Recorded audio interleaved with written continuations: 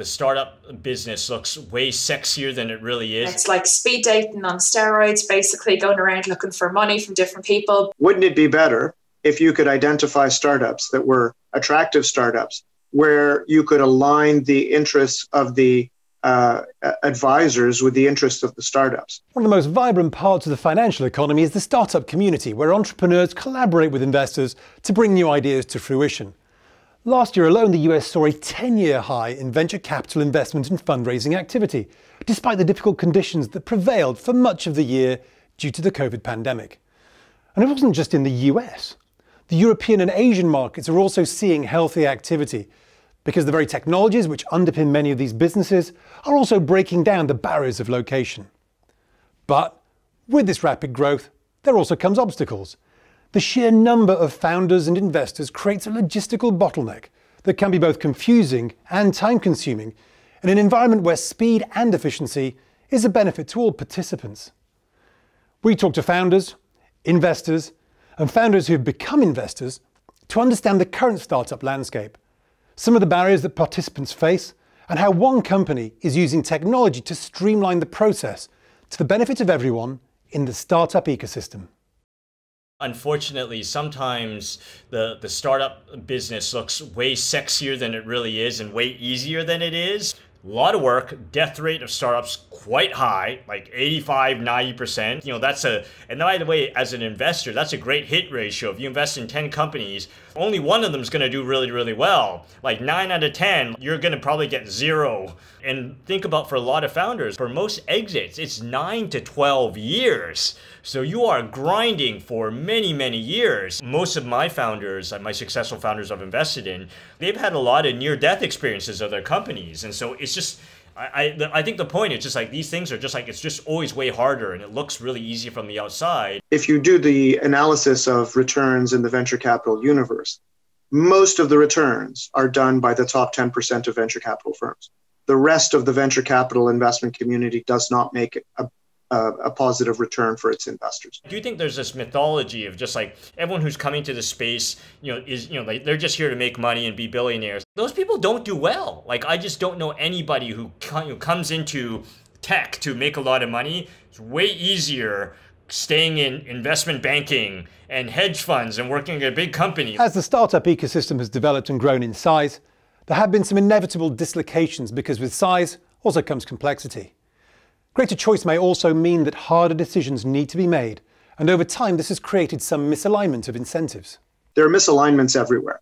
When the startups are out there and they're trying to find investors, their first port of call are people that they know, and those may not be the types of investors that help them grow. They may not have the right level of expertise. They may only have money. They may not be able to help them in any other way. Startups have a very high rate of failure. So if I'm an advisor, I'd rather get paid in cash rather than equity until I'm absolutely sure that the startup's going to be successful. Because if I end up with a bunch of shares in a company that's not successful, then that's worth nothing to me. So I invest my time and get nothing back. And then lastly, there are investors. If you're a large investor who's trying to get access to real startups, it's very difficult for you to do that. First of all, if you're a £1 billion pension fund, it's very difficult for you to identify a startup where you can commit, say, £100,000, €100,000. Because if you look at that as a percentage of your portfolio, it's a tiny percentage. So you can't really dedicate the amount of time that you need to dedicate to it to evaluate it correctly. Founders and investors with different goals and time horizons may find themselves competing for the same human and capital resources. Sometimes just sifting through the volume of potential partners can be a daunting task. I spoke to both founders and investors to gauge what barriers were typically experienced during the early stages of the startup journey. I guess so. From a founder's perspective, obviously there's a huge amount of barriers to get and bring the company where you want it to be, and they exist at all levels of the business, from the company itself to your team to even your own personal barriers that you have. Mentors and advisors play a huge role in the early days, and I think being able to reach out and build those and access them is hugely important. The two biggest barriers are talent access and affordability. A startup is a temporary organization designed to look for a business model that is repeatable, scalable, and profitable. And in order to create a great business model, scale it, and make profits, startups need talent. The problem is that talents are expensive and startups don't have the cash to pay for them.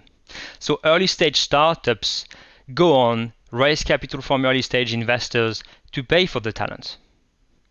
But this comes at a great cost for the founders because they lose a big part of their business for a small amount of capital to begin with.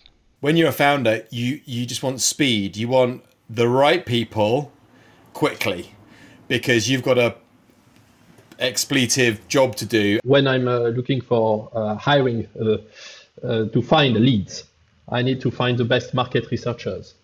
When I need to build a website, I need to find the best designers. When I need to my CTO to support for DevOps and to automate the backend infrastructure, I need the best person for maybe just 2 weeks, but really the best to give advice. One of the biggest challenges I feel that exists is the amount of time it takes to close a round. And I don't think that that's something that's just founder specific. I would imagine that the investors themselves find this extremely time consuming and irrelevant as well. It's really sort of the due diligence process itself is often can be challenging. The early stage companies, that the management teams will often present a very favorable view of themselves and the markets that they operate in, and then the due diligence process is really there for us to test and to get to what we consider to be a more complete truth of where they stand. Having access to kind of accurate data is extremely important in getting up that comfort curve.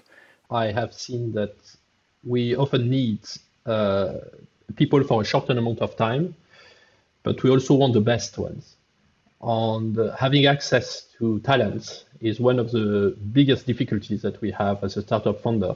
Well, I think that if you're an investor and you're trying to invest in startups, first of all, it's very difficult for you to identify good startups into which you can invest.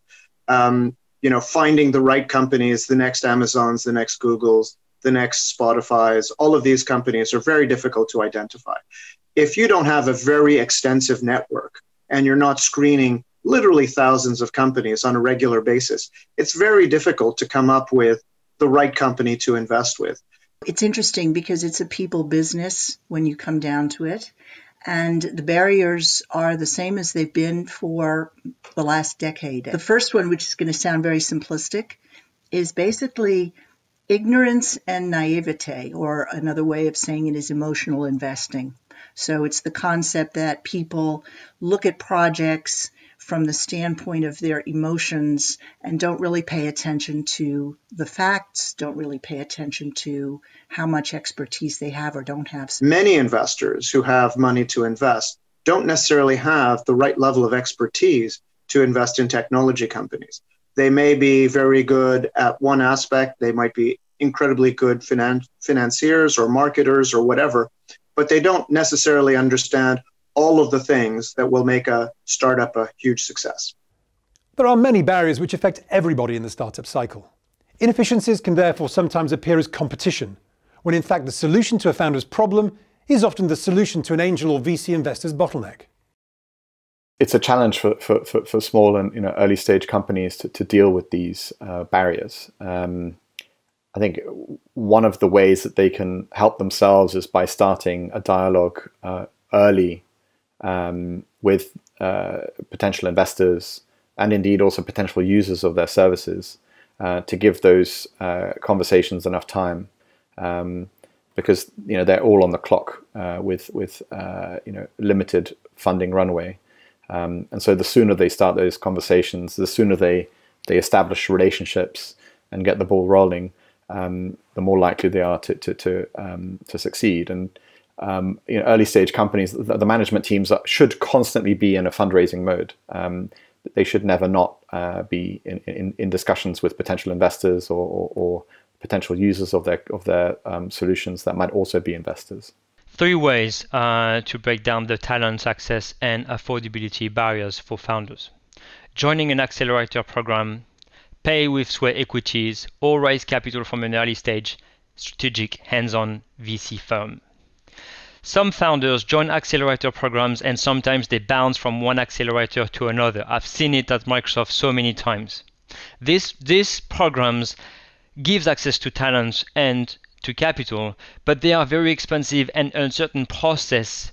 And most of the time, the founders have to follow the agenda of the accelerator program, which is not always suited for the startups itself. VCs are very labor intensive. They're always divided between raising another fund, looking for new companies, or supporting their portfolio companies. And the truth is that most VCs are spending 80% of their time looking for more money and then looking for new opportunities. And therefore, founders have to be aware that VCs sometimes have limited capacity.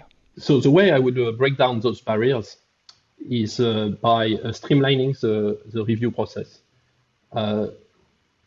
For example, automating the selection of the best candidate in each of the areas that the startup founder needs.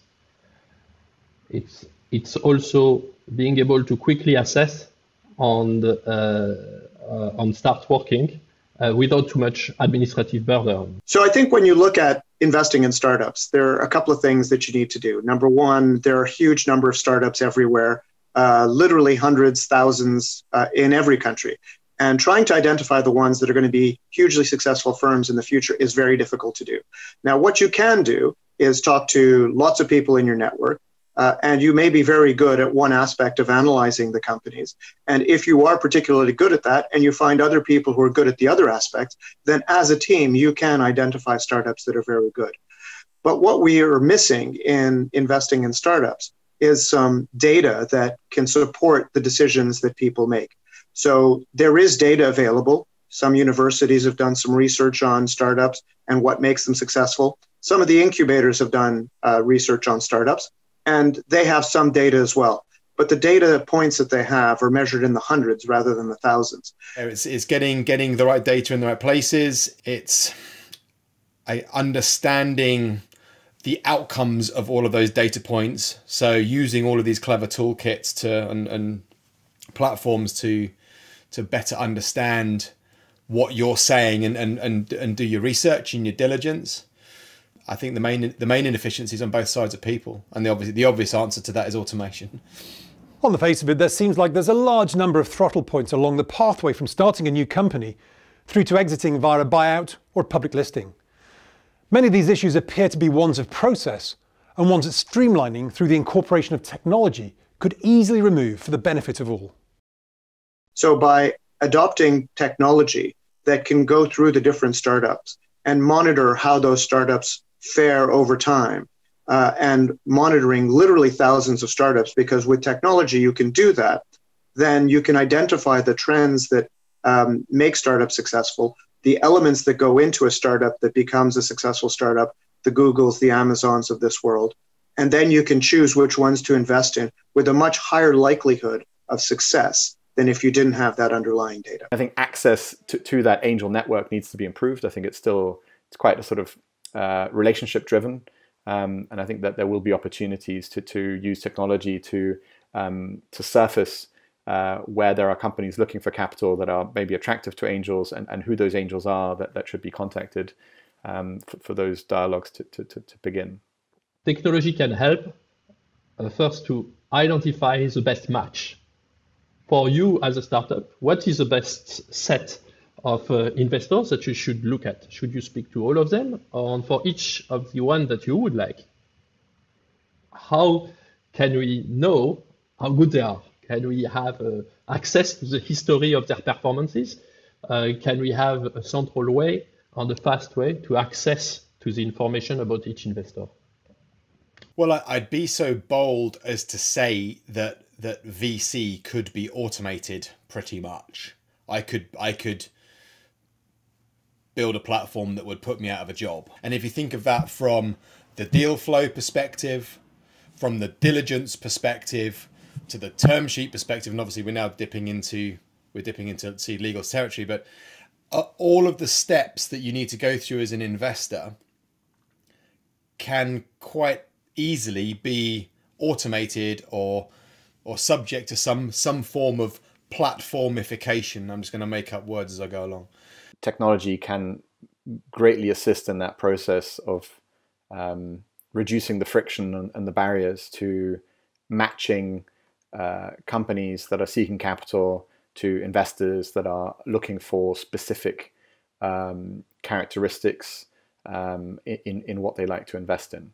And there is a huge increase in the number and the diversity of investors in the market, and some of those are becoming ever more sophisticated. And there are also a whole bunch of investors that are entering the market that are not that sophisticated, but still have a very clear understanding of what they're looking for. And so, adding transparency to that market, where a sort of a matching is more easily done, where opportunities, are intelligently and accurately matched, I think is going to definitely benefit both the investor side as well as the early stage company side. In many ways, technology itself has increased the number of opportunities for investors and founders. But technology can also be a double-edged sword. The volume of data that needs analysing and the number of opportunities has also increased dramatically. It can be hard keeping on top of this expansion in data. So, technology has at the same time created lots of noise for us. There is a huge disintermediation going on with various kinds of platforms that bring masses and masses of deals to masses of investors. And so it's become very mainstream, become very mass market. And I always like to use the analogy of personal shopping, because at some point, there's too much choice. There's too much information. There's too many things to look at. So each individual needs to find a way to, again, with the assistance of technology, but not exclusively technology, needs to find a way for their own curation of deals for things that matter. If you knew as a founder, you could get access to the right teams and the right capital at the right time and in the right way, that is, yes, it's a massive time saver. But the time it takes time to find your deal. It's also about quality and matching. So you wanna meet people that are good for you and that you're good for, like you do in life, in any way, shape, or form. Can we do more? Absolutely. Is technology the answer? Yes, it is. Should humans take more of a backseat in most of these processes? Yes, they should. Will it ever be fully automated? No, it won't. Wouldn't it be better if you could identify startups that were attractive startups, where you could align the interests of the advisors with the interests of the startups? Now, we talked a little bit about how the advisors aren't necessarily interested in taking equity in a single firm because the risk is very high. But if you could offer them equity in a diversified pool of startups in which not only do they advise, but all of their peers are also advising, then that presents them with potentially a very attractive investment opportunity. And if they can monetize that investment by having a marketplace where they can sell part of their investment on a regular basis, that should be a very attractive solution for very many people. So I think that by changing the model whereby you can diversify the risk across all of the different actors is really attractive for all of the actors in the investment universe. So I think by nature, the founders don't have lots of data to base their decisions upon. Samples are always too small and valuable data takes too long to be acquired. And investors have access to lots of data though, but there are many data providers out there. And in finance, information is money. I think VC funds are doing okay with the data they have available. But I think that the data out there are mostly relevant for Series A plus investors and not very relevant for seed capital investors. And that's what Consilience Ventures do. Consilience Ventures is a company that has recognized the opportunity that technology can provide for founders, investors, and partners throughout the startup process. They've created a platform that builds a community of knowledge and capital that benefits all participants along the chain.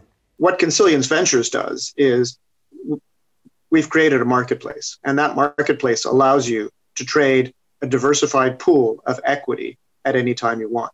So when you're a startup firm, you can issue your equity via Consilience Ventures. And when you're an advisor, you can get paid in that diversified pool. So your risk as an advisor is not limited to a single company. We all know that startups are relatively risky investments. And if you put all your eggs in one basket, there is a significant likelihood that that startup will not succeed. But if you have equity in a diversified pool of curated startups that have been selected by experts who understand the different businesses that the startups are operating in, and you have advisors who, again, are curated, who understand the different aspects that startups need to be successful in to grow their businesses, and you're one of those experts, and you get paid in a currency which is effectively a diversified portfolio of startups, then not only are you monetizing your time, but also you are potentially creating a very attractive investment opportunity for yourself. Finding an attractive startup can be extremely time-consuming for an investor, often at the expense of supporting and nurturing a fledgling company. The Consilience platform helps to evaluate investor opportunities through its network of peers, whilst helping founders build the right teams through a shared pool of talent. We help investors to leverage their network better at no cost. Our platform enables venture capital and angel networks to create a safe and secure environment to review deals, monitor their portfolio, and add more value to their portfolio companies. We know that all VCs are leveraging their network today, but there are no platform that really help them to do that.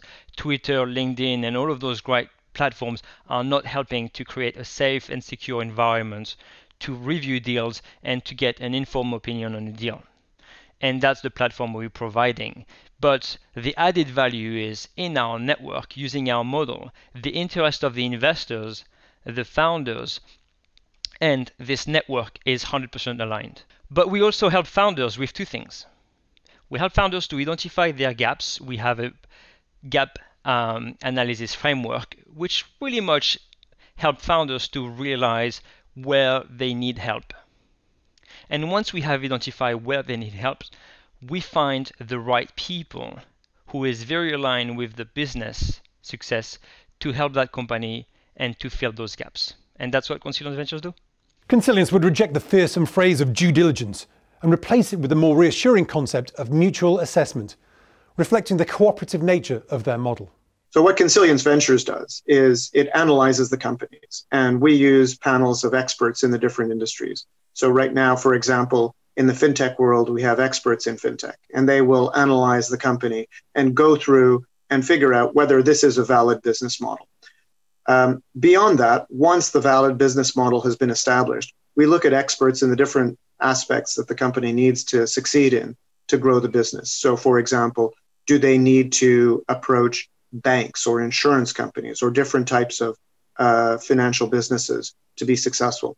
And if they don't have the right marketing people, we have people in our panels who can help them open those doors.